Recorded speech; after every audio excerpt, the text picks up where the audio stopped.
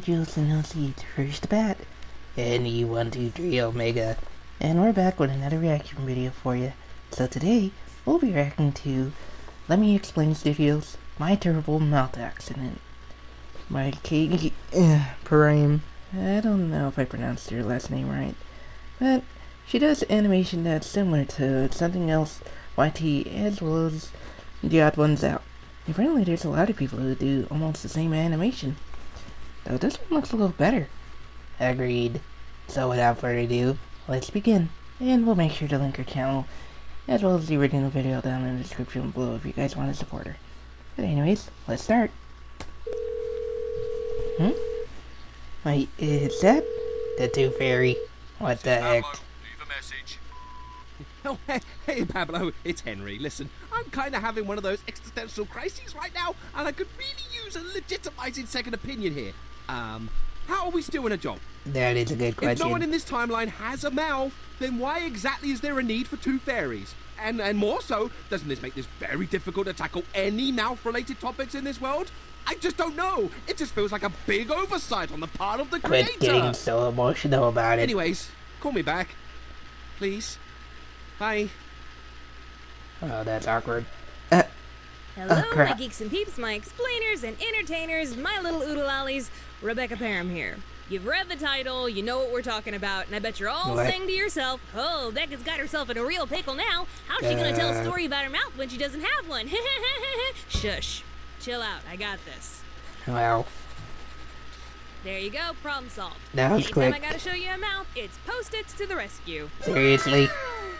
Alright, enough of that. Let's move on. Injuries, accidents, life-altering wounds that scar us physically and emotionally. You think? Yeah, they make great stories, don't they? No. And don't we just love telling them? Dude, you want to see my scar? Got attacked by a mountain lion. Right. Off my bare hands. That's his appendectomy scar.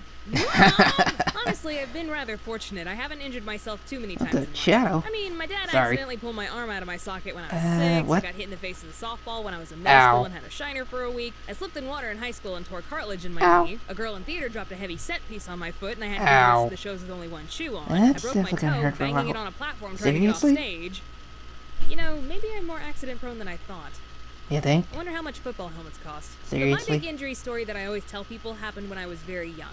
And it involves my teeth. I personally don't remember it at all, but my sister says she has a traumatizingly clear memory of it. That, and of course my parents were there for it. Actual content warning here, this story might get just a wee bit graphic, because, you know me, I've never been averse to a little bit of blood. Or a gallon or two. What? That's not a gallon, that's a pool of blood. Show on the road. When I was about 3 years old, Dad wanted to have a play fort built in the backyard for me and my sister. He called over a family friend who happened to be a carpenter so they could draw up some plans and discuss how big it should be and where to put it. Mom wasn't home at the time, so to keep an eye on me and my sister, Dad let us run around the backyard while he and the carpenter talked. Is that really a good idea? In our backyard we had a porch, and by the law of the South, if y'all have a porch, you gotta have a porch swing. Which we did, though it wasn't a very good one. Dad was keeping a watchful eye on us, but as any parent will tell you, the worst things always happen when you turn your back for just a moment. And when Dad wasn't looking, I managed to climb up on this porch swing. I stood up on it, and I guess in my 3-year-old mind, I thought I was playground spring horses, so I began rocking it back and forth. That's not really much of a good idea. Apparently, I was not holding back. No, it's not. not. Chasing bandits in the Wild West somewhere, I don't know. Now, remember how I said this wasn't a very good porch swing? Well, good porch swings are designed so they can't flip over. But this one, well... Wait, what? Oh no. This will not end well. No, it will not.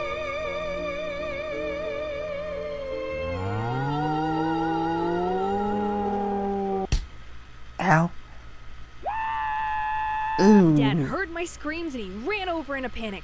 He lifted me up off the ground, and there was nothing but blood. I had bitten through my top lip, which left this handsome little scar later. And the force of the fall had pushed my front teeth back and up into my head. Without a moment to lose, Dad grabbed me and Rachel, threw us into the back of the car, and sped off to the hospital. Rachel sat next to me the whole ride, holding my head back so I wouldn't bleed on everything. And being only 5 years old herself, naturally she was freaking out, and Dad was even more distraught, feeling like the worst father in the world. But as he quietly panicked to himself, all of a sudden he heard from the back seat, Oh, McDonald had a farm, E-I-E-I-O. And on this farm he had a cow, E-I-E-I-O. Well, what? I guess that's what you call more rebound than a kickball.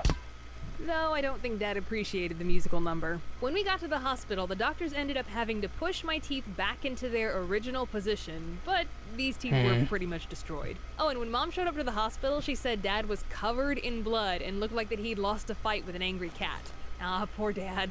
There wasn't That is anything too more much that the blood doctors on could so do at many the levels. hospital, but we still had to wait 2 weeks for me to heal before I could see a dentist. And what the dentist ended up having to do was give my front 2 teeth a root canal and then fill it with a compound so it would stay in my head until my permanent teeth were ready to come in. What? You know, I'm actually really glad that I don't remember any of this. I'm already insane in the membrane enough as it is. Who Right. knows how bad I'd be today if I had to carry around this childhood trauma with me. The Right. whole ordeal had basically killed my front 2 teeth, and they turned yellow. Ugh. Also, the next tooth over needed a half metal crown on the back of it, and given that teeth are translucent, that made the tooth look green. So Ugh. yeah, for the next few years of my childhood, I was walking around with yellow and green teeth. That's Just look at this definitely rough. jacked up mouth of mine. I Ugh. think I had these teeth until I was about 6 or 7, and as you can imagine, such a blow to the face not only messed up my baby teeth, but my permanent teeth came in wonky as well. Oy. In fact, when I went to the orthodontist to get braces in middle school, she discovered I had 4 permanent teeth that were supposed to come in, but were stuck up in my gums. I had to That get is teeth definitely rough. removed so they could come in. My mouth was a train wreck. Literally. Thankfully, I think I've finally got these chompers under control. They ain't perfect, but who could blame them after going through such misery? It's Right. okay, teeth. You're good enough. That's why I never animate you. What? And for those of you wondering, yes, my dad did eventually get that play fort built. I'd have thought he'd think twice about letting his clumsy daughter up in high places, but none of the Parham children ever fell out of that fort. I guess I set a pretty good example of what Yeah, I not don't to really do. know about that. You hear that, Mom? Your daughter's a trailblazer. Hey, Explainers, just wanted to say thanks to Eddie Boley for lending his voice as the Tooth Fairy in the opening skit. I'll leave a link to his channel in the description. I genuinely love his stuff, so go check him out. I also want to say a big thank you to my longtime friend Megan Mayer for storyboarding a segment on this video. I'm really excited about this. She's going to be periodically jumping in on videos and helping me. We've been talking about it since February, and it's finally come to fruition. And hopefully this means I'll be able to get more videos out to you guys more often. Anyways, That's Explainers, good. thank you so much for tuning in, but now I gotta tune out. Bye! That was pretty crazy. Agreed. Anyways, if you guys liked the video and again want to see for yourself without us reacting to it, I'll make sure to link the original video and her channel down in the description below. And make sure you guys support her. But anyways, make sure to leave a like, subscribe, hit that notification bell for more videos.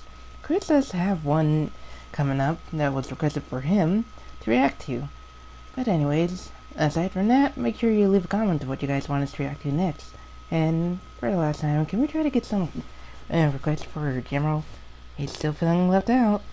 Yes, please do. Anyways, this is Rouge and Omega. Signing off. See you guys next time. Later, my lovely jewels and OCs. Later, guys.